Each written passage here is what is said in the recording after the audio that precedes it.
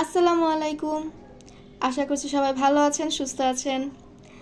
আজকে আমরা বাংলাদেশের মুক্তিযুদ্ধের শেষ পর্বটি পড়ব। তাহলে কনসেপ্ট ফর বাংলাদেশ থেকে আজকে শুরু করা যাক। প্রথম প্রশ্ন, কনসেপ্ট ফর বাংলাদেশ কোথায় অনুষ্ঠিত হয়েছিল? মহান মুক্তিযুদ্ধকালীন কনসেপ্ট ফর বাংলাদেশ হয়েছিল নিউ ইয়র্কে। কখন হয়েছিল? এটি হয়েছিল 1971 সালের 1 আগস্ট নিউ ইয়র্কের ম্যাডিসন স্কয়ার গার্ডেনের প্রাঙ্গণে। হেডলাইন ছিল দ্য কনসার্ট ফর বাংলাদেশ। এতে অংশগ্রহণ করে লন্ডনের বিখ্যাত রক সঙ্গীত দল দ্য বিটলস এর সদস্যরা। কনসার্টের দর্শক ছিল প্রায় 40,000। মোট অর্থ হয়েছিল $2.5 লাখ, যা ইউনিসেফ এর তত্ত্বাবধানে বাংলাদেশের শরণার্থীদের জন্য ব্যয় করা হয়। মূলত বাংলাদেশের শরণার্থীদের সাহায্য করার উদ্দেশ্যে জর্জ হ্যারিসন এবং পণ্ডিত রবি শঙ্করের প্রচেষ্টায় এটির আয়োজন করা হয়েছিল। তাহলে যদি প্রশ্ন হয় কনসার্ট ফর বাংলাদেশ কবে কোথায় অনুষ্ঠিত হয়, উত্তর হবে 1 আগস্ট নিউ ইয়র্কে। মুক্তিযুদ্ধকালে জর্জ হ্যারিসন আয়োজিত কনসার্টের নাম কি ছিল? Concert for Bangladesh. কোন বিখ্যাত গায়ক 1971 সালে মুক্তিযুদ্ধের জন্য গান গেয়েছিলেন? George Harrison. এই জর্জ হ্যারিসন কোন দেশের নাগরিক? তিনি ব্রিটেনের নাগরিক। রবি শঙ্কর কে ছিলেন? রবি শঙ্কর ছিলেন একজন বিখ্যাত সেতারাবাদক। রবি শঙ্কর একজন ভারতীয় সেতারাবাদক। তার পৈতৃক নিবাস বাংলাদেশের যশোর জেলায়। 1971 সালে জর্জ হ্যারিসনের সঙ্গে ম্যাডিসন স্কয়ারে কনসার্ট ফর বাংলাদেশের আয়োজন করে বাংলাদেশের মুক্তিযোদ্ধাদের জন্য অর্থ সংগ্রহে রবি শঙ্কর অবদান রেখেছিলেন। তিনি মৃত্যুবরণ করেন 2012 সালে যুক্তরাষ্ট্রে। মুক্তিযুদ্ধে বৃহৎ শক্তির ভূমিকা সম্পর্কে আমরা এবার দেখি। মুক্তিযুদ্ধের সময় 1971 সালে জাতিসংঘের কোন দেশ বাংলাদেশের পক্ষে ভেটো প্রদান করেছিল? বাংলাদেশের পক্ষে ভেটো প্রদান করেছিল সোভিয়েত ইউনিয়ন। মোট 3 বার ভেটো প্রদান করে সোভিয়েত ইউনিয়ন বাংলাদেশের পক্ষে। বাংলাদেশের স্বাধীনতা যুদ্ধের সময় সোভিয়েত ইউনিয়নের প্রেসিডেন্ট ছিলেন নিকোলাই পদগর্নি, অর্থাৎ সোভিয়েত ইউনিয়নের রাষ্ট্রপতি ছিলেন বাংলাদেশের স্বাধীনতার সময় নিকোলাই পদগর্নি। সোভিয়েত ইউনিয়নের প্রধানমন্ত্রী ছিলেন সে সময়ে আলেক্সি কোসিগিন। ভারতের রাষ্ট্রপতি ছিলেন ভিভি গিরি। বাংলাদেশের মুক্তিযুদ্ধের সময় সোভিয়েত ইউনিয়নের প্রধানমন্ত্রী তাহলে কে ছিলেন? কোসিগিন। বাংলাদেশের স্বাধীনতা যুদ্ধের সময় জাতিসংঘের তৎকালীন সোভিয়েত ইউনিয়নের প্রতিনিধি কে ছিলেন? ইয়াকভ মালিক। মুক্তিযুদ্ধের সময় বাংলাদেশের স্বাধীনতা লাভের বিরোধিতা করেছিল জাতিসংঘের নিরাপত্তা পরিষদের কোন দুটি স্থায়ী রাষ্ট্র? দুটি স্থায়ী রাষ্ট্র যারা বাংলাদেশের মুক্তিযুদ্ধের বিরোধিতা করেছিল তারা ছিল চীন ও যুক্তরাষ্ট্র। মুক্তিযুদ্ধের বিরোধিতাকারী দেশ কোনটা? অপশনগুলোর মধ্যে যুক্তরাষ্ট্র। বাংলাদেশের মুক্তিযুদ্ধের সময় জাতিসংঘের মহাসচিব ছিলেন উ থান্ট। বাংলাদেশের মুক্তিযুদ্ধের সময় জাতিসংঘের মহাসচিব ছিলেন উ থান্ট। তিনি মায়ানমারের কূটনীতিবিদ ছিলেন। উল্লেখ করা হয় জাতিসংঘের মহাসচিব হিসেবে বাংলাদেশের প্রথম আসেন কুর্ট ওয়াল্ড হেইম, অর্থাৎ জাতিসংঘের মহাসচিব হিসেবে বাংলাদেশে যে মহাসচিব প্রথম এসেছিলেন তিনি ছিলেন হেইম। ভারত বাংলাদেশ যৌথ বাহিনী হানাদার বাহিনীর বিরুদ্ধে যুদ্ধ করেছিল 6 ডিসেম্বর 1971 সালে। বাংলাদেশ এবং ভারতের সেনাবাহিনী মিলে যৌথ বাহিনী গঠন করেছিল 3 ডিসেম্বর 1971 সালে।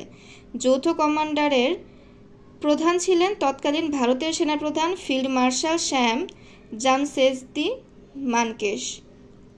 1971 সালের 3 ডিসেম্বর পাকিস্তান ভারতে বিমান হামলা চালালে 6 ডিসেম্বর ভারত বাংলাদেশকে স্বীকৃতি দেয় এবং যৌথ বাহিনী পাকিস্তান হানাদার বাহিনীর বিরুদ্ধে যুদ্ধ শুরু করে 16 ডিসেম্বর চূড়ান্ত বিজয় ছিনিয়ে আনে।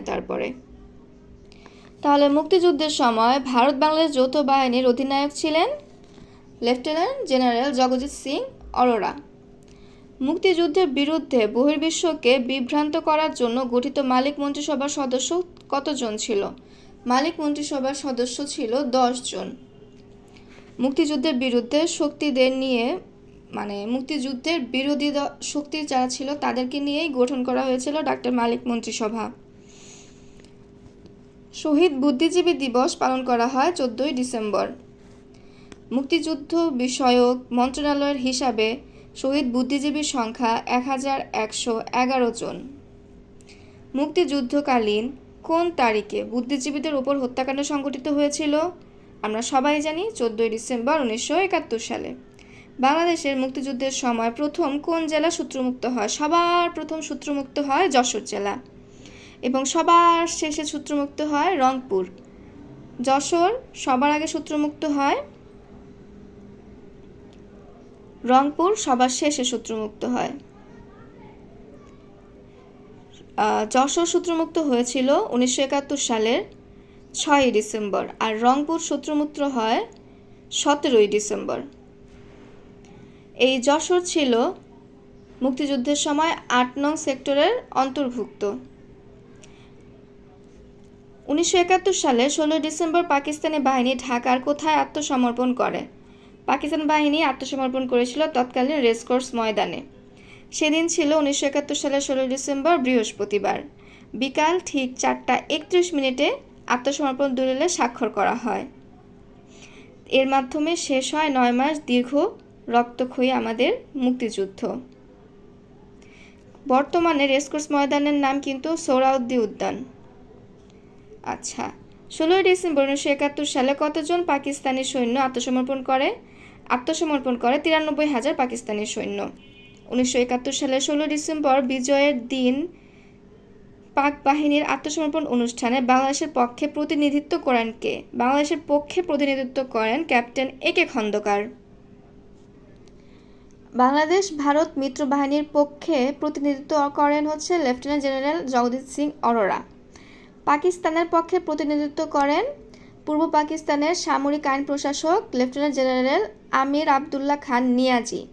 আর বাংলাদেশের পক্ষে প্রতিনিধিত্ব করেছিলেন গ্রুপ ক্যাপ্টেন এ.কে খন্দকার।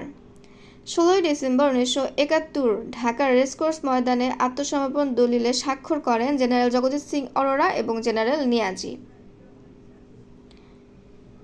মুক্তিযুদ্ধ বিষয়ক মন্ত্রণালয় কোন সালে গঠিত হয়? 2001 সালে। মুক্তিযুদ্ধ বিষয়ক মন্ত্রণালয়ের বর্তমান মন্ত্রী জনাব আ.ক.ম মোজাম্মেল হক এবং সচিব জনাব তপনকান্তি ঘোষ।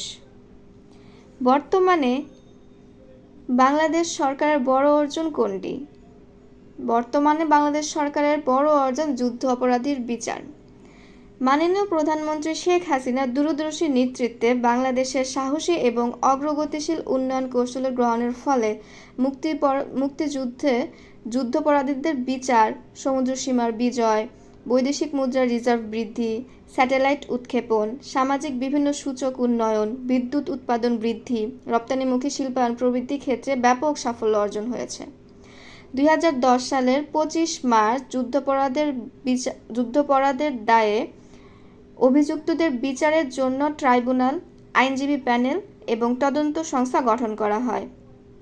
যুদ্ধাপরাধ বিচারের জন্য গঠিত ট্রাইব্যুনাল দুইটি, ট্রাইব্যুনাল 1 এবং ট্রাইব্যুনাল 2।